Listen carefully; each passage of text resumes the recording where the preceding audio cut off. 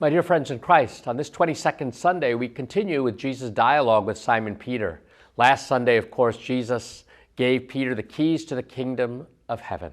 You are Peter, and upon this rock I will build my church, and the gates of hell will not prevail against you. This came after Peter's glorious confession of faith in Jesus. You are the Christ, the Son of the living God, was his answer to Jesus' question, who do you say that I am? But it's one thing to confess the faith with our lips. It's another thing to actually understand what the faith is all about and to live the faith.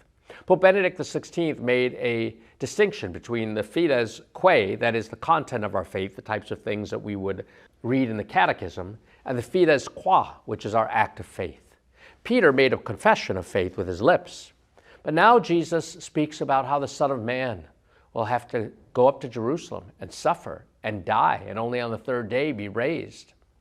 And Simon Peter, with his newfound authority, calls Jesus aside and says, I'll never let it happen. I'll never let it happen.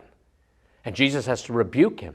Get behind me, Satan. You are not thinking as God does, but as human beings do.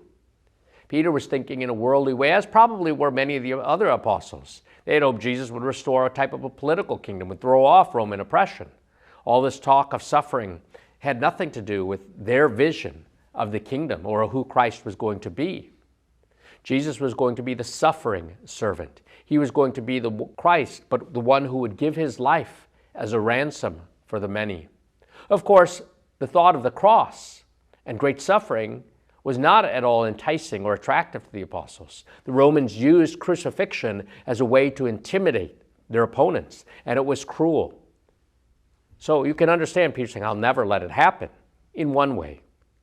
And yet Jesus' mission was to lay down his life for his friends. How much we are like Simon Peter. We confess with our lips that Jesus is the Lord of our life, he is the Christ. But when push comes to shove, when the suffering comes into our life, when the cross comes into our life, what do?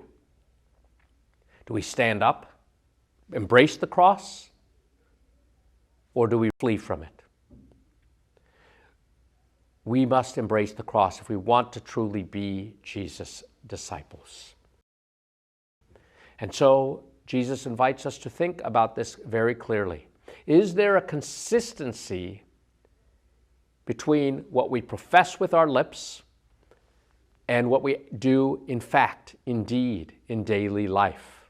To say I am a Christian means to be immersed into the life of God. To say I'm a friend of Jesus is to say I embrace Jesus in good times and in bad. I embrace him and I embrace my cross and I cling to that cross. That cross is the instrument of our salvation. And on the little crosses that we experience in our life, we unite to Jesus' cross for the salvation of the world.